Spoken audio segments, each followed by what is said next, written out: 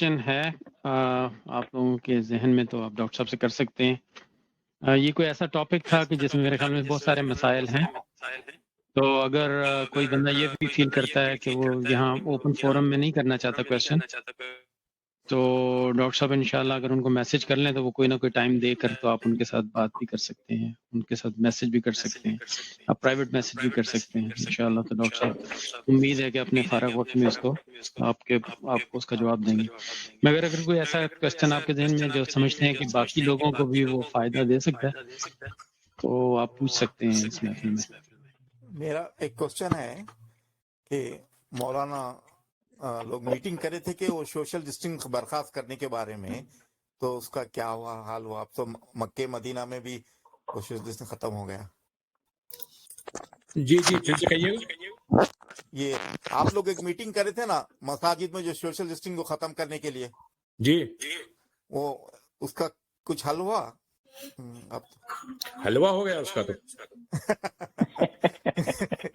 تو آج کل تو مکہ مدینے میں بھی ختم ہو گیا ہے. بھائی آپ کو خوشخبری میں اسی لیے میں کہہ رہا ہوں حلوہ ہو گیا. کل سے باقاعدہ اعلان ہو چکا ہے کہ منڈے سے تمام مسجدوں میں بالکل بغیر ڈسٹینسنگ کے نماز پڑھ سکتے ہیں. ہاں ماشاء اللہ، جزاک اللہ. اور آج تو بیت الخلاء میں نماز پڑھی تو ہمارے ہاں کچھ لوگ تو وہ تھے جو بہت شرما کے قریب کھڑے ہو رہے تھے. کچھ لوگ ابھی بھی سو رہے تھے کہ ساتھ کھڑے ہوں کہ نہیں ہو. کافی الجھنیں تھیں لوگوں کو، لیکن کافی حد تک لوگ جو تھے وہ مل کے پڑھ رہے تھے نماز.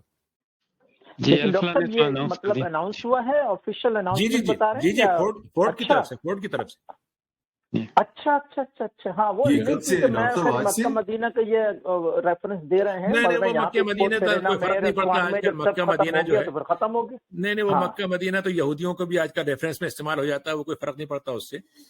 لیکن ہوا یہ ہے کہ ان کے جو ایم پی پی ہیں خالد رشید، جی ان کی باقاعدہ انہوں نے زوم پہ آ کر اس بات کا باقاعدہ کل اعلان کیا، اور بلکہ بعض مسجدوں میں تو آج سے شروع ہو گیا، لیکن باقاعدہ کل سے شروع ہو جائے گا.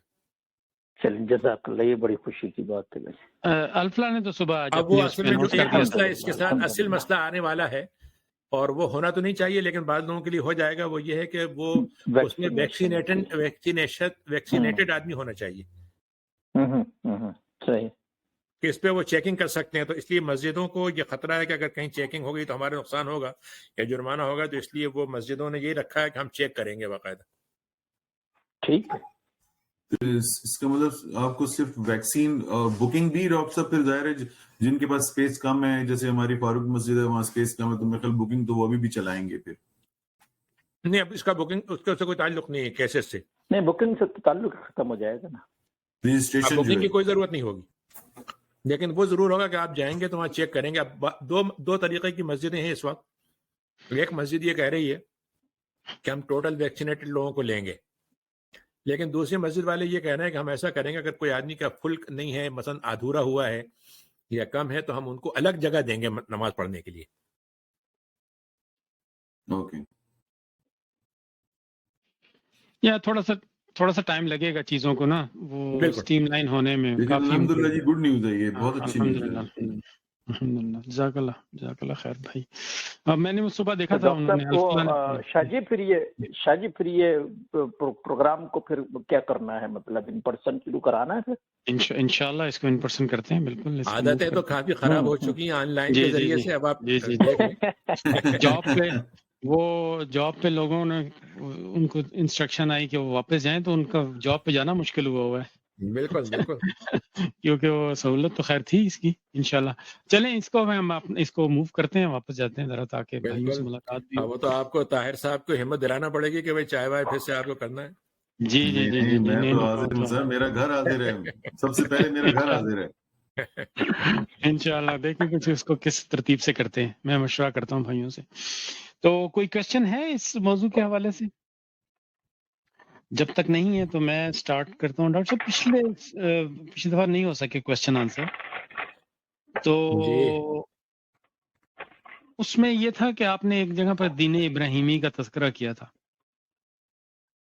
تو یہ جو اس وقت مروجہ مذاہب ہیں جو کہ اپنے آپ کو دین ابراہیمی پہ کلیم کرتے ہیں، تو ان کا کیا سٹیٹس ہے؟ وہ ختم ہو چکے ہیں؟ وہ اب دین ابراہیمی نہیں رہا ان کے لیے یا نہیں؟ نہیں، مطلب یہ کہ تاریخی طور پر تو یہ بات کہنا صحیح ہے کہ ابراہیمی مذہب سے ہی عیسائیت جڑی ہوئی ہے، یہودیت جڑی ہوئی ہے اور اسلام جڑا ہوا ہے. لیکن دین ابراہیمی کو اگر آپ سورس بناتے ہیں آج کہ وہ اصل ہے، تو اسلام اس کا خلاف ہے. اسلام تو نہیں مانے گا اسے. اسلام تو یہ کہتا ہے کہ دین ابراہیمی کا جو بھی آغاز تھا، اب جو اس کی فائنل ورژن ہے وہی قابل عمل ہے. اور اس کا بڑا اچھا آرگومنٹ اسلام کے پاس یہ ہے کہ عیسائیت اور یہودیت تو ابراہیم سے بعد میں ہے.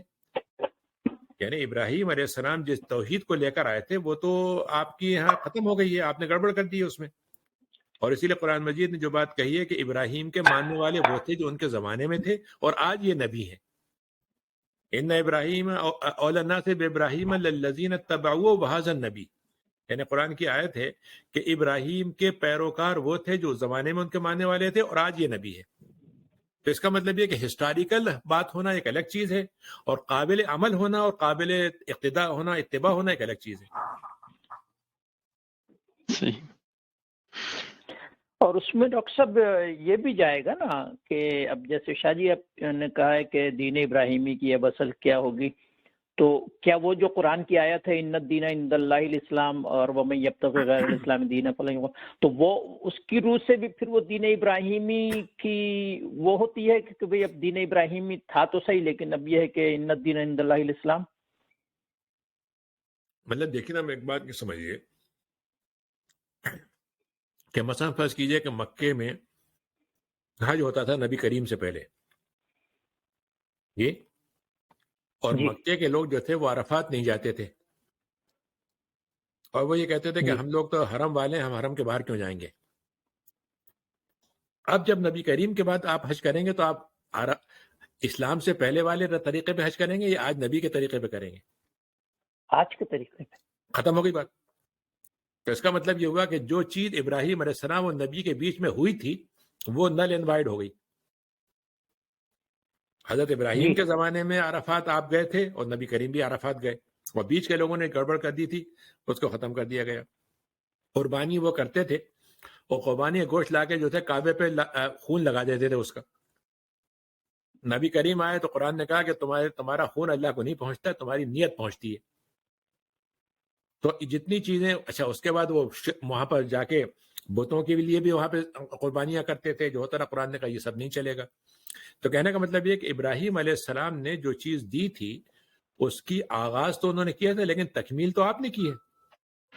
اور اس تکمیل سے دونوں مطلب ہوا، ابراہیم علیہ السلام کے زمانے میں جو کام مکمل نہیں تھے وہ پورے کر دیے، اور جو بیچ میں چیزیں اضافے کی ہو گئی تھی وہ آپ نے ہٹا دی، صاف کر دی. صحیح. اسی لیے پھر کہا نا کہ دین مکمل ہوا. بالکل بالکل.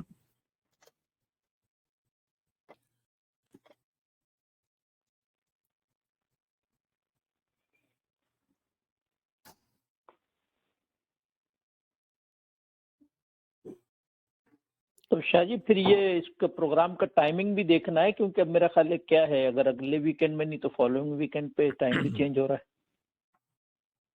ہاں میرا خیال سے اس میں کچھ وقت طے کرنا پڑے گا اس کے لحاظ سے. پھر ہاں تو میرا خیال ہے وہ جو اگر اور سوئچ ویسے کریں بھی گے ان ابھی آپ کے پرسن پہ تو پھر ایسے نومبر سے ٹائم بھی چینج ہو جائے گا. جی ٹائم بھی تو تو ان ہوگا نا. پرسن پروگرام کو ایک دفعہ ہی لانچ کریں گے پھر انشاءاللہ. جی انشاءاللہ دیکھنے اس میں. تاکہ وہ چینج ہاں نہ مطلب کرنا چاہے پڑے. تو ایک آدھ ہفتے کے اندر یا تو ایسی ایک چھوٹا سا پہلے ٹیسٹ کے لیے ایک آدھ پروگرام کر کے دیکھ لیں پھر اس میں فائنل کر لیں اسے مشورہ کر کے.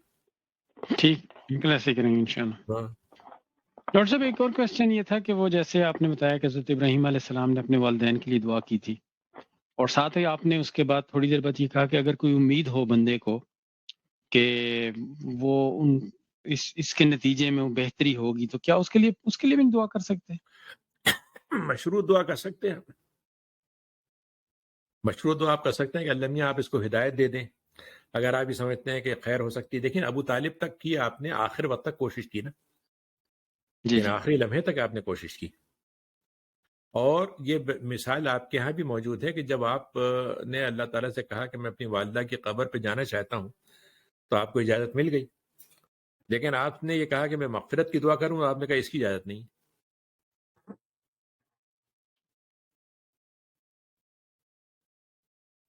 اب اس میں اصل میں دیکھیے ایک بات سمجھ لیجئے، بات یہ ہے کہ اللہ تعالیٰ سے اگر میں مغفرت کی دعا بھی کروں تو اللہ یہ میرا پابند تو نہیں ہو جاتا، مطلب وہ تو نہیں صحیح، ہے کہ میری بات ماننی پڑے گی اسے، لیکن یہی نبی میرا کی سوال ہے. مغفرت کی دعا کرنے کا مطلب یہ کہ میرے لیے نمونہ بن جائے گا وہ. تو نبی کا معاملہ زیادہ سخت ہے، یعنی بالکل ممکن ہے، مطلب میں ایسے ہی کہہ رہا ہوں، اللہ تعالیٰ بہتر جانتا ہے کہ فرض کیجئے کہ اللہ تعالیٰ اپنے طور پر نبی کی ماں کو معاف کر دے مثلا، لیکن وہ یہ سنت نہیں بنانا چاہتا نبی کے ذریعے سے. اچھا یہ ہے نقطہ. ٹھیک، صحیح. اور ایک یہ جو ابھی آج کیا آپ اس نے کہا، یہ چوری کیوں ہمارے ہاں ابھی تک اس کی اتنی زیادہ، کبھی ہم نے تو سنا تھا بچپن سے، یہ سنتے ہیں کہ چوری کی ہاتھ کاٹ دیا. یہ جو آج آپ نے شرطیں لگائی ہیں، یہ اس طریقے سے کیوں نہیں ایکسپلین کیا جاتا کہ جی چوری صرف لفظ چوری کے ساتھ اس کے اوپر ایگزیکیوشن نہیں ہو جاتی، بلکہ ایک پورا اس کے پیچھے فلسفی ہے. مزہ ہمیں اس کے بغیر مزہ نہیں آتا نا، یعنی نہیں، واقعی میں آپ کو بتاؤں، یعنی دین کا مذاق اڑانے میں ہم لوگ اتنے آسانی سے چلے جاتے ہیں کہ ایک تو یہ کہ پوری بات کا خلاصہ ایک جملے میں کر دیتے ہیں، اور اس کے بعد ظاہر ہے اس کو ہم پلٹ کے اس کو تہمت بنا دیتے ہیں کہ دیکھیے اسلام کتنا سخت مذہب ہے، اسلام تو بس چوروں کا ہاتھ ہی کاٹتا رہتا ہے. یعنی آپ مجھے بتائیے کہ نبی کریم کے زمانے میں شاید 1 یا 2 ٹوٹل واقعات ہوئے ہیں چوری کے، خلافت راشدہ کے زمانے میں 2-4 واقعات سے زیادہ نہیں ہوئے. اور حضرت عمر کا باقاعدہ یہ عمل موجود ہے کہ ایک زمانے میں قحط پھیل گیا تو آپ نے کہا کہ اب چور کو سزا نہیں ہوگی، کہ فرض کیجئے وہ کسی کے باغ میں گھسا، اس نے کھانا چرا کے کھا لیا تو اس کو پتہ نہیں کتنے دن کا بھوکا تھا وہ. تو یہ صحیح. چیز جو ہے ہماری مشکل یہ ہے کہ ہمارے ہاں آج بھی ہمارے ہاں تصور یہ ہے کہ اسلام میں حدود کا قیام بڑا ظالمانہ ہے. آج بھی جملہ آپ کو سننے کو مل جائے گا، اب طالبان کے ساتھ یہ جملے پھر واپس آ رہے ہیں نا، لیکن اصل میں آپ اس بات سمجھیے کہ یہ جتنے بھی احکام ہیں یہ ڈیٹرنٹ ہیں. یعنی عبد القدیر خان صاحب نے یہ بم بنایا تھا اور سب سے بڑا ناکامی ان کی یہ ہے کہ انہوں نے اس کو کبھی استعمال نہیں کیا. آپ اس کو ناکامی کہیں گے؟ بھائی اس کے لیے نہیں تھا، وہ ڈیٹرنٹ تھا، یہی تھا نا. جی بالکل. تو یہ جو چوری کی سزا ہے یہ ڈیٹرنٹ ہے تاکہ آدمی چوری نہ کرے، لیکن اس سے پہلے کیا ہے، آپ اس کو چور نہ بننے دیں. یعنی یہ معاشرے کی ذمہ داری ہے کہ اس کی ایسینشیل ضرورتیں پوری ہوں، اس کو اس حالت تک نہ پہنچ جائے کہ اس کو مطلب کر دیا جائے. یہ بھی اسلام کی ذمہ داری ہے. اچھا ہمارا یہ حصہ غائب ہو گیا. مطلب آپ دیکھیں نا، ریاست مدینہ کی آپ بات کریں تو ریاست مدینہ میں پہلے غریب کو کھانا تو کھلا دینا، اس کے بعد آپ اس سے مطلب پیٹرول کے پیسے بھی ذرا لے لیں، کوئی بات نہیں. تو ڈاکٹر صاحب یہ عربی میں کوئی لفظ مختلف استعمال ہوتا ہے کہ وہ چوری جس کے اوپر اسلام کی حد استعمال ہوگی اور وہ چوری جو کہ حد سے باہر ہے، نہیں، ایسا تو نہیں سرقے ہے کی ترجمہ ہماری کرنے؟ ڈیفینیشن ہی یہی ہے. اچھا مجھے اردو میں نہیں معلوم کہ کیا کہتے ہیں، لیکن اسلام میں جو فقہ ہے، فقہ کے اندر سرقے کی تعریف ہی یہی ہے کہ محفوظ جگہ سے چرانا اور ایک مقدار کو چرانا. اور یہ جو غیر محفوظ جگہ سے چیز کو لینا، وہ اس چوری کے نہیں لیے کہلائے گی. ایک اس آدمی میں ڈکیتی کرتا ہے، ایک آدمی ڈکیتی کرتا ہے مثلا، وہ چوری نہیں کہلاتی، اس کی الگ سزا ہے، یعنی سزا الگ ہوگی اس کی، لیکن اس کی ہاتھ کاٹنے کی سزا نہیں ہوتی. تو یہ جو ہم پھل ول اٹھا کے کھا لیتے ہیں، اس کو عربی میں کیا کہتے ہیں اگر یہ سرقہ نہیں ہے تو؟ نہیں، یہ سرقہ، اس کو مطلب یہ کہ آپ بہت سے بدی کہتے ہیں کہ آپ کسی کا مال بغیر حق کے کھا رہے ہیں، بغیر اجازت کے کھا رہے ہیں، یہی کہیں گے اس کو، اور کیا ہوگا. صحیح، ٹھیک ہے، جزاک اللہ خیر. ٹھیک ہے، پھر اگر کوئی کوشچن نہیں ہے تو انشاءاللہ اختتام کرتے ہیں، اور یا تو اگلی دفعہ کوئی پروگرام طے کر لیں گے، تو اگر میں انشاءاللہ آپ کو کمیونیکیٹ کروں گا اگر جی انشاءاللہ.